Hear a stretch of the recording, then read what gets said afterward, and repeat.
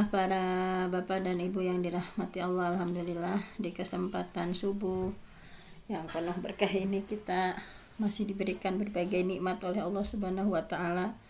Nikmat iman, nikmat Islam, nikmat sehat, nikmatnya hidayah, nikmatnya berada dalam ketaatan kepada Allah Subhanahu wa taala, nikmatnya mencari ilmu. Alhamdulillah di waktu yang penuh berkah ini, sebagaimana Rasulullah senantiasa berdoa di setiap subuhnya, Allahumma barik li ummati fi bukuriha, ya Allah berkahilah umatku di setiap subuhnya. Mudah-mudahan di subuh yang penuh berkah ini kita melakukan sesuatu yang mengundang keberkahan Allah Subhanahu wa taala. Allah menambah keberkahan untuk usia kita, untuk ilmu kita. Oleh karena itu pada kesempatan kali ini insya Allah kita akan mengkaji salah satu pembahasan, yaitu diantaranya adalah bagaimana melindungi keluarga dari kelompok yang menyesatkan. Nah, di sini sudah terlihat ya itunya filenya, Bon? Sudah terlihat belum?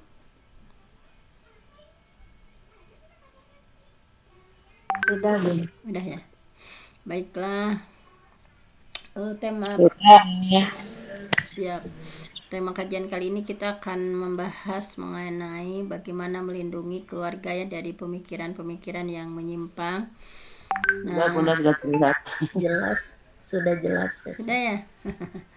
Ya. Nah, di sini bagaimana kita sebagai orang tua yang melindungi keluarga dari pemikiran-pemikiran yang menyimpang.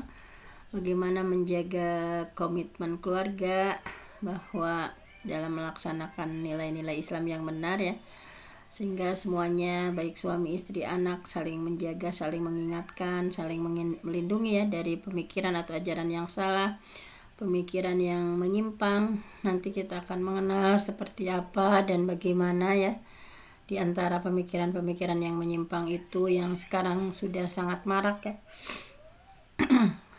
Kita awali dari surah At-Tahrim ayat 6 yang merupakan dalil kewajiban orang tua dalam mendidik atau menjaga ya keluarganya dari hal-hal yang menyimpang, dari hal-hal yang negatif. Dari surah At-Tahrim ayat 6, A'udzubillahi minasyaitonirrajim, ya ayyuhallazina amanu qu anfusakum wa ahlikum naran wa quduhan nas wal hijarah 'alaiha malaikatun ghiladun shidadun la ya'sunallah ma amarahum wa yaf'aluna ma yu'marun.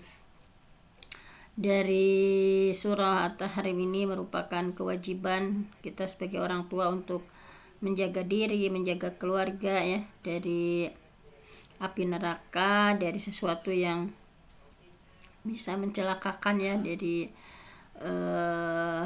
ke berbagai kesesatan atau berbagai penyimpangan. Nah, bagaimana dan seperti apa peran kita sebagai orang tua untuk membimbing berbagai value ya, nilai-nilai keislaman yang benar, menanamkan komitmen untuk betul-betul berpegang teguh ya kepada nilai-nilai kebenaran tersebut supaya semuanya istiqomah ya, berpegang teguh kepada ajaran agama Islam sebagaimana dalam surah Al-Imran, wa'tasimu bihablillahi jami'an wa la tafarraqu, dan berpegang teguhlah kalian kepada agama Allah, jangan saling bercerai-berai. Nah, banyak sekali perintah atau dalil ya supaya kita untuk betul-betul istiqomah. Fa'akim wajhaka lid-dini hanifa, maka fa'akim wajhaka, hadapkan wajahmu lid-dini hanifa, ke dalam agama yang lurus ya, hanif sesuai dengan fitrah, karena tidak ada lagi ajaran yang benar ya kecuali Islam. Wa may yabtaghi ghairal islami dina fala yuqbala minhu wa huwa fil akhirati minal khasirin. Barang siapa yang mencari agama selain Islam, maka tidak akan diterima dan di akhirat akan termasuk orang yang merugi. Nah, di akhir zaman ini orang tua harus betul-betul ya menanamkan komitmen beragama Islam yang benar kepada anak-anak kita di tengah zaman yang semakin banyak pemikiran dan aliran yang menyesatkan ya. Sekalipun kita dianggap aneh, sekalipun kita dianggap terasing oleh lingkungan, karena memang misalnya dianggap aneh ketika berpenampilan islami, ketika di tengah-tengah orang-orang tidak menutup aurat, kita menutup aurat, di tengah-tengah maraknya para remaja berpacaran, kemudian kita dianggap aneh karena tidak berpacaran, misalnya membaca mushaf di tengah keramaian, di tengah-tengah orang sudah tidak bisa menjunjung ya nilai-nilai kejujuran, sementara kita jujur dalam menjawab soal-soal ujian misalnya. Dianggap aneh karena di tengah-tengah orang sudah terbiasa dengan sogok menyogok, kemudian kita berkomitmen tidak menyogok ya ketika mencari pekerjaan. Jadi dengan istiqomah, dengan komitmen kepada agama ini, maka insya Allah akan selamat gitu ya. Nah, marilah kita mengenal diantaranya yang menyimpang itu ya, ajaran yang menyimpang itu seperti apa, karena ini tadi topiknya adalah bagaimana supaya sebagai orang tua mampu membimbing ya, komitmen anak untuk menyelamatkan dari penyimpangan-penyimpangan. Nah, diantaranya sekarang itu sedang merebak ya ajaran-ajaran yang sesat ya, makanya senantiasa kita berdoa kepada Allah di surah Al-Fatihah ya, ihdinas siratal mustaqim. Kita minta doa sama Allah dalam sholat minimal 17 kali ya dalam sehari. Ketika baca Al-Fatihah kita senantiasa minta kepada Allah. Pagi kan ayah kepala sekolahan mana dipakai sih? Sebentar Bunda Rumah, saya mute dulu ya. Bunda Rumah terdengar suaranya ke sini, sudah saya mute. Oh iya. Nah ini jadi tadi bahwa semakin banyak pemikiran dan aliran yang menyesatkan, maka kita harus berkomitmen sehingga kita senantiasa berdoa ya dalam sholat itu minimal 17 kali membaca surah Al-Fatihah, ihdinas siratal mustaqim. Kita mohon kepada Allah jalan yang lurus, siratal ladzina an'amta alaihim ghairil maghdubi alaihim waladdallin. Nah jadi dalam Ibnu Katsir diterangkan bahwa ayat ini ya, kita meminta hidayah al-irsyad wa taufiq. Kita memohon hidayah untuk bisa menerima kebenaran dan mengamalkannya, bukan hanya sekedar hidayah supaya dapat ilmu. Jadi kita memohon kepada Allah ditunjukkan kepada jalan yang lurus. Nah, adapun makna siratal mustaqim, jalan lurus ya, yang tidak bengkok gitu ya, jalan yang betul-betul tuntunan sesuai dengan tuntunan Allah dan Rasulullah SAW. Nah, di sini kita harus mengenal ya aliran-aliran atau yang ciri-ciri di antara ajaran atau aliran yang sesat itu yang sudah disampaikan oleh Majelis Ulama Indonesia ya. Sebetulnya MUI sudah menggembor-gemborkan. Nah, kita sebagai orang tua harus menjaga putra-putri kita, keluarga kita dari hal-hal yang menyesatkan atau dari kelompok-kelompok yang menyesatkan ya, diantaranya yang disampaikan oleh Majelis Ulama Indonesia tentang aliran yang sesat itu ya, atau pemikiran-pemikiran yang menyimpang itu, diantaranya adalah mengingkari rukun iman dan rukun Islam. Nah, jadi misalnya ada salah satu aliran ya, misalnya kayak Syiah misalnya. Syiah itu kan merubah rukun Islam yang keenam, yang harusnya rukun Islam merubah ya, mereka merubah, ada rukun Islam itu ditambah lagi gitu ya, ditambah lagi ada rukun Islam yang keenam ya setelah haji itu. Jadi ada ditambah imamah, ditambah adanya menjadi imamah, dan juga mengubah syahadat ya, diantaranya asyhadu alla ilaha illallah wa asyhadu anna aliyan waliyullah misalnya.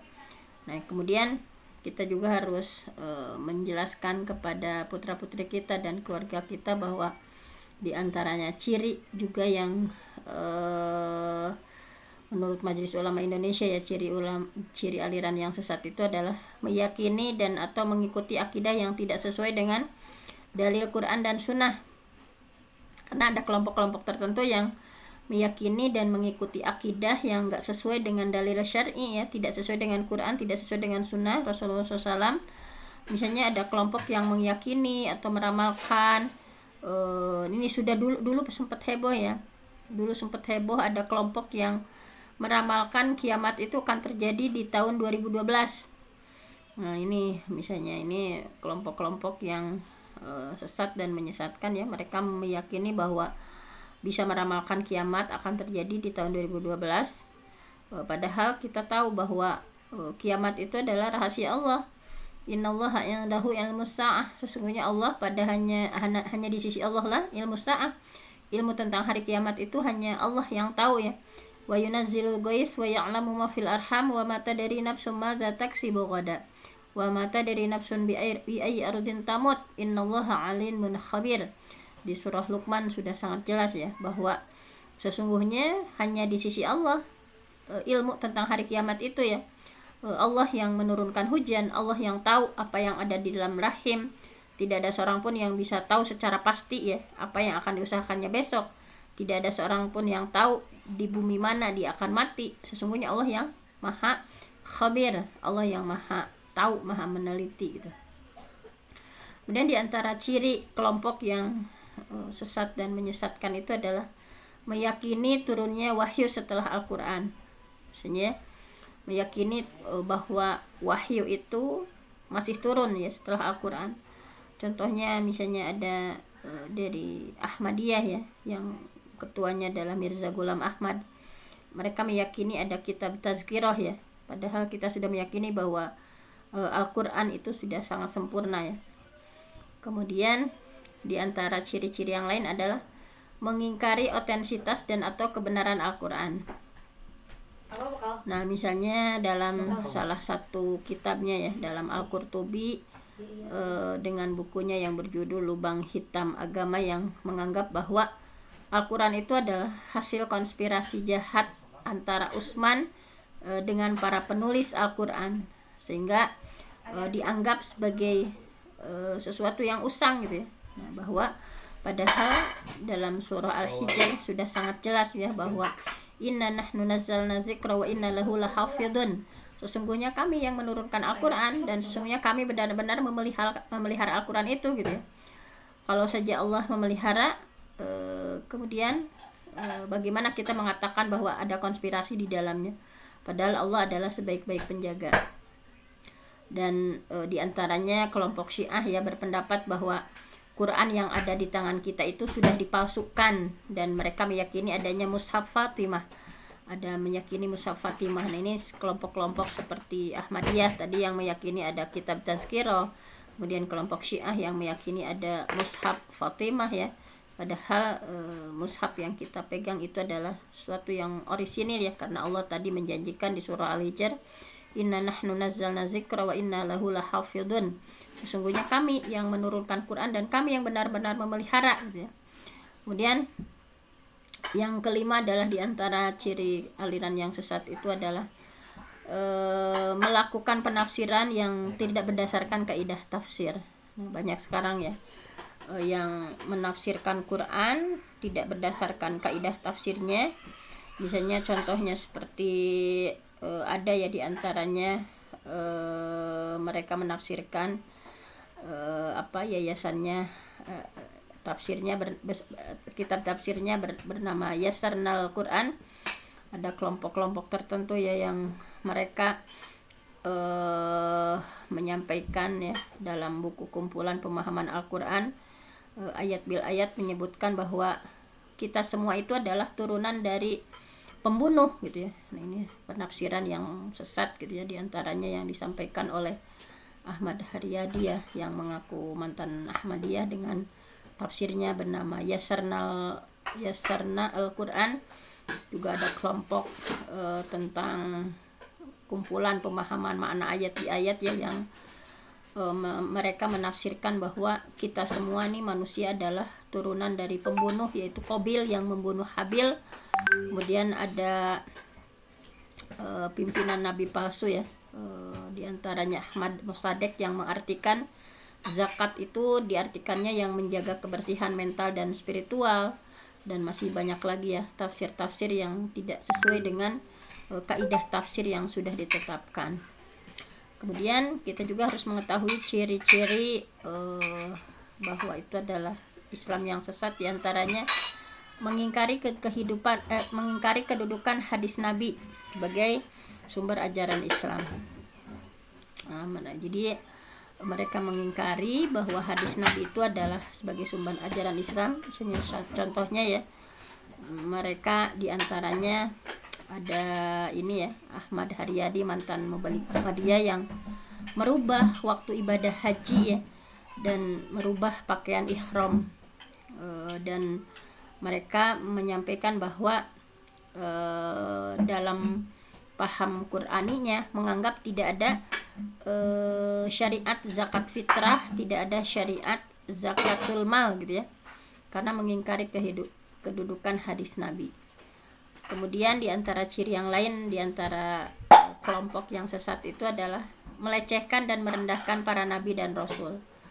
Ini misalnya ya, banyak sekali kelompok-kelompok yang melecehkan, yang merendahkan nabi dan rasul. Misalnya di sini contohnya ada Abah Maisah ya,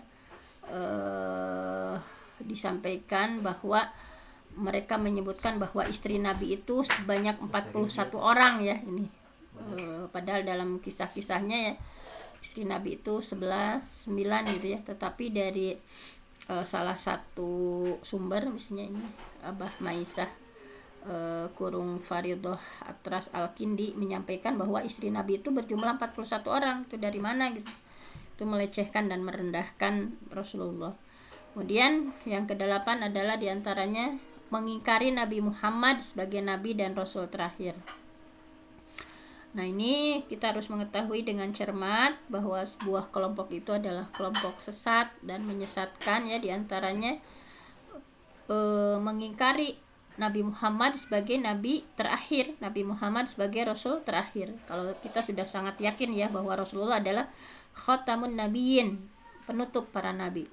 Misalnya ini di Ahmadiyah yang menganggap ada lagi nabi setelah Nabi Muhammad.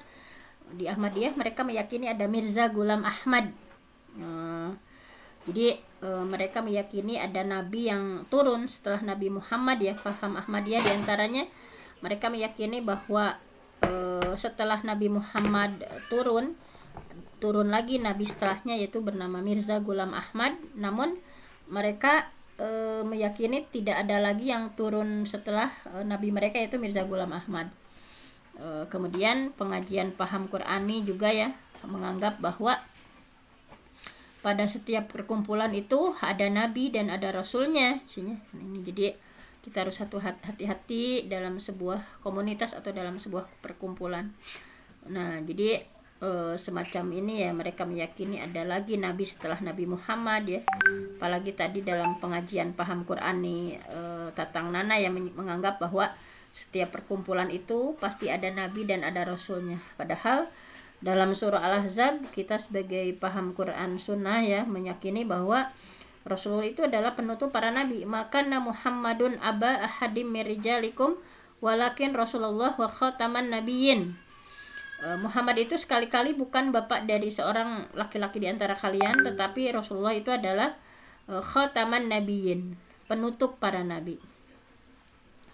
Memang sudah diprediksi oleh Rasulullah ya. Dari Sauban Rasulullah bersabda bahwa wa annahu, sesungguhnya sayakunu fi ummati, akan ada ya di umatku salasuna kazabun, bahwa kata Rasul akan ada di umatku 30 orang kazabun, mereka itu pendusta, kulluhum, yang kesemuanya itu yaz'amu annahu nabiyun, kesemuanya itu mengaku sebagai nabi, wa anna khatamun nabiyyin, dan aku adalah penutup para nabi, la nabiyya ba'di, tidak ada nabi setelahku.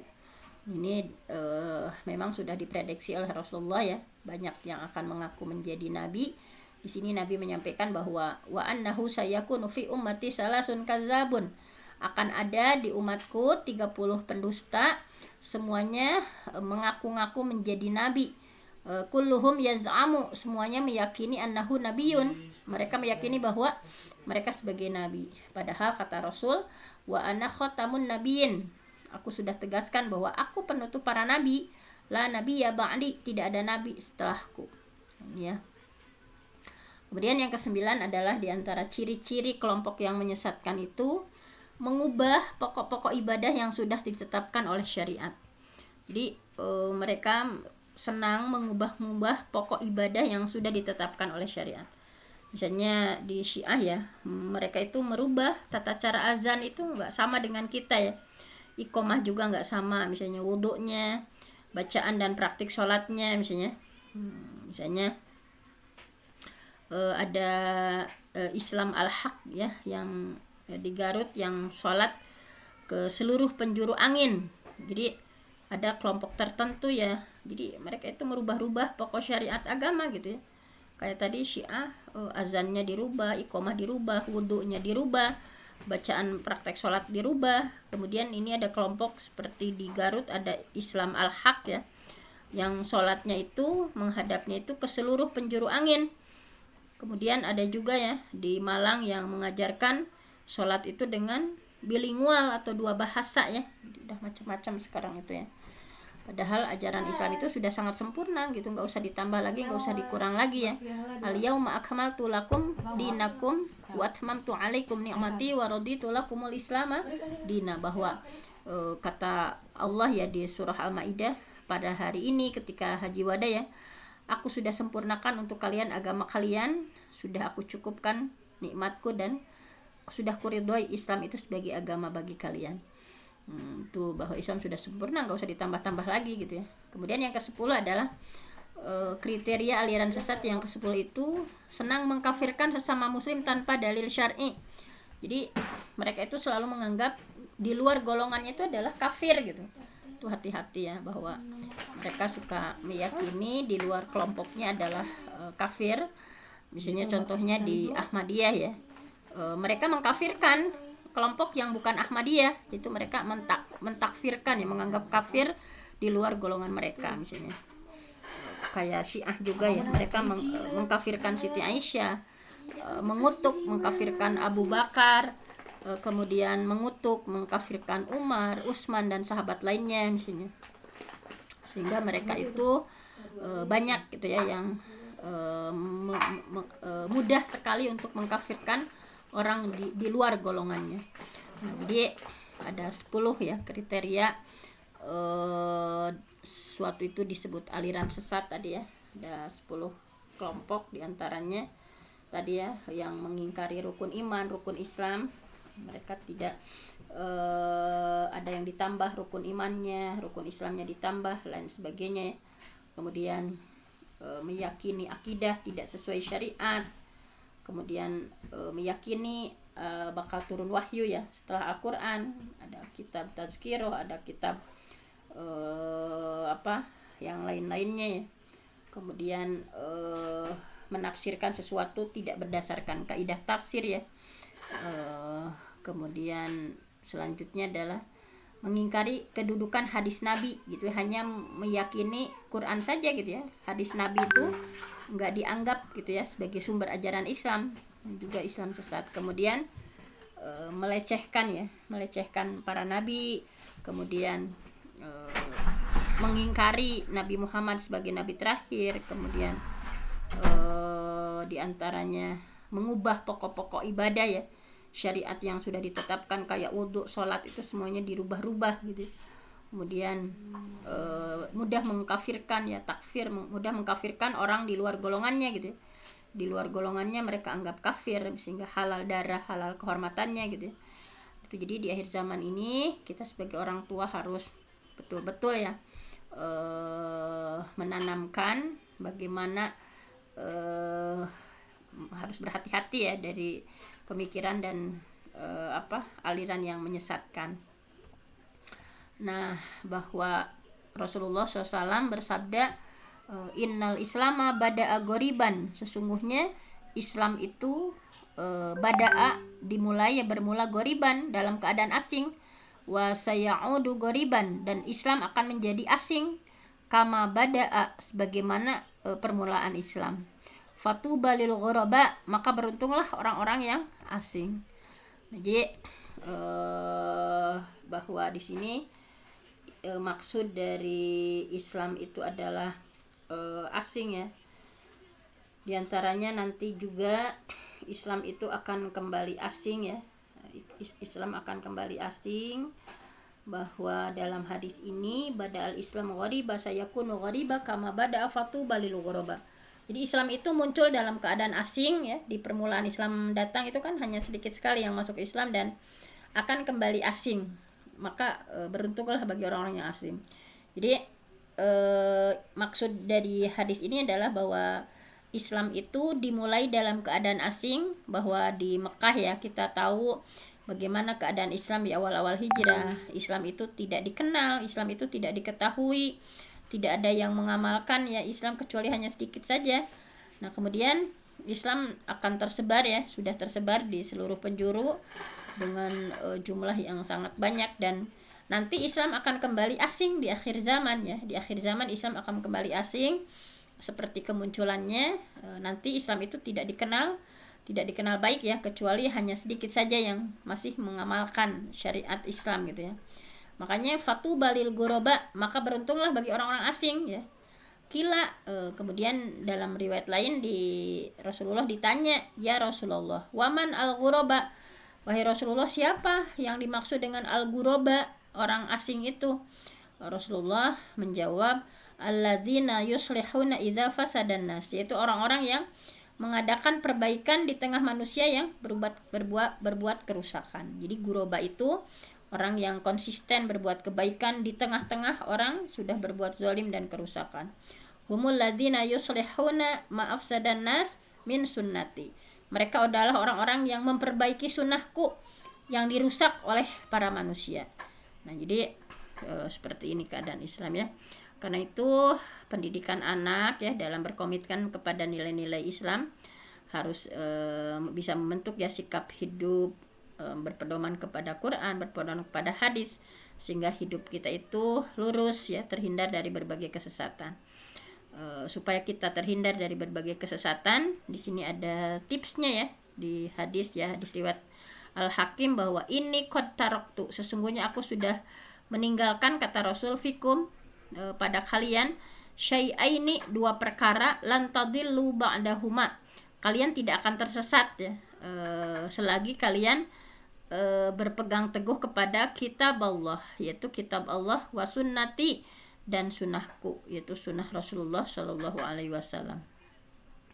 Nah kita sebagai orang tua ya harus betul-betul mendidik anak-anak kita untuk berkomitmen kepada nilai agama yang nanti bisa menghantarkan mereka ke surga ya, dan terhindar dari azab neraka.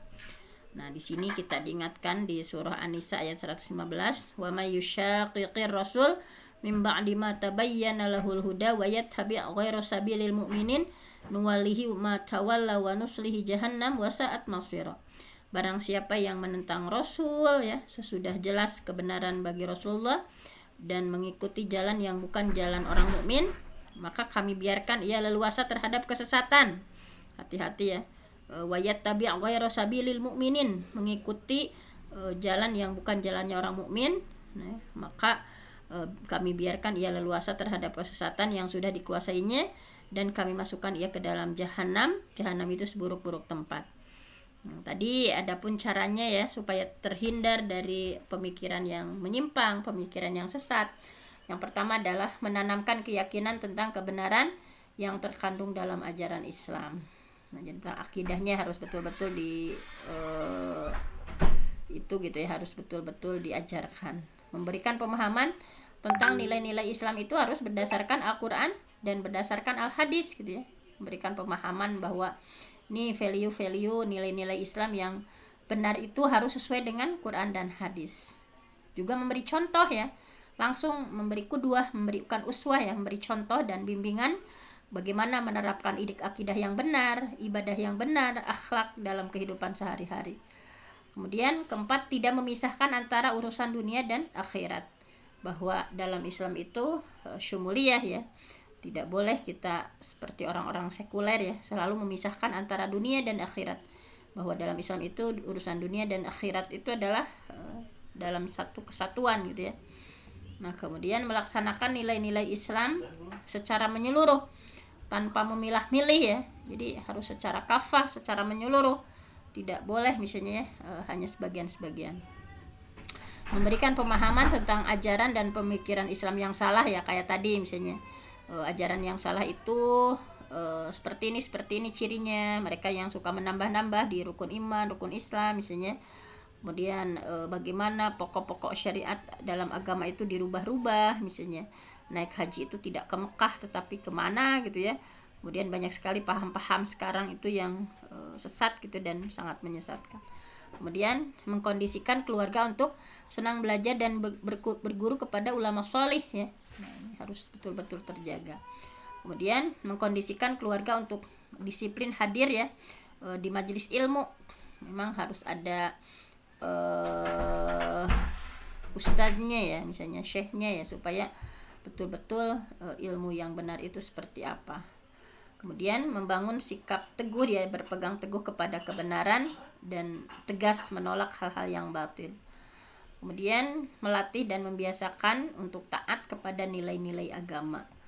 Nah, ini di antara tips-tips ya, cara untuk menjaga ya keluarga kita dari pemikiran-pemikiran yang menyesatkan, dengan diantaranya 10 tips tadi.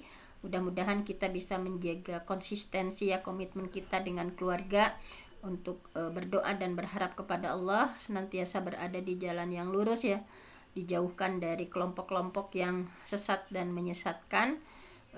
Senantiasa kita berdoa di setiap sholat ya, ihdinas siratal mustaqim, ya Allah berikanlah petunjuk kepada jalan yang lurus ya, jalan yang Engkau berikan nikmat, bukan jalan yang Engkau maghdub ya, yang Engkau murkai, bukan jalan orang-orang yang sesat. Kita senantiasa berdoa, ya muqallibal qulub tsabbit qalbi ala dinik, Rabbana la tuzigh qulubana ba'da idh hadaitana wa hab lana min ladunka rahmah innaka antal wahhab. Karena begitu mudahnya ya orang-orang menyesatkan ya, kita berdoa dan menjerit kepada Allah, Rabbana la tuzigh qulubana, ya Allah ya Tuhan kami, janganlah kau gelincirkan ya qulubana, hati-hati kami, ba'da idh hadaitana, setelah Engkau berikan hidayah kepada kami semua. Wahab lana min ladunka rahmah innaka antal wahhab. Nah, mungkin hanya itu saja ya untuk renungan hari ini. Mudah-mudahan kita lebih hati-hati lagi dengan menyebarnya paham-paham Islam yang menyesatkan ya, dan kita bisa menjaga diri kita dan keluarga kita dari hal-hal yang semacam itu. Saya mohon ampun sama Allah, yang benar datangnya dari Allah, yang salah dari saya sendiri. Aqulu qouli hadza wa astaghfirullah li wa lakum. Wassalamualaikum warahmatullahi wabarakatuh. Waalaikumsalam warahmatullahi wabarakatuh. Warahmatullahi wabarakatuh. Waalaikumsalam yang sudah memberikan pencerahan seputar golongan-golongan yang menyesatkan. Mudah-mudahan kita terhindar dari golongan-golongan itu. Baiklah hadirin hadirat, karena waktu juga sudah tidak bersahabat, mari kita tutup pengajian hari ini dengan bacaan istighfar 3 kali, doa kafaratul majlis, dan alhamdulillah. Astagfirullahaladzim, astagfirullahaladzim, astagfirullahaladzim. Subhanaka Allahumma wa bihamdika, asyhadu an la ilaha illa anta, astaghfiruka wa atubu ilaik. Alhamdulillahirabbil alamin. Allahumma bika asbahna wa bika amsayna, bika nahya wa bika namut wa ilaika nusyur. Mohon maaf bila ada kata-kata yang kurang berkenan. Mudah-mudahan esok hari kita bisa bersua kembali. Assalamualaikum warahmatullahi wabarakatuh. Waalaikumsalam warahmatullahi wabarakatuh. Terima kasih.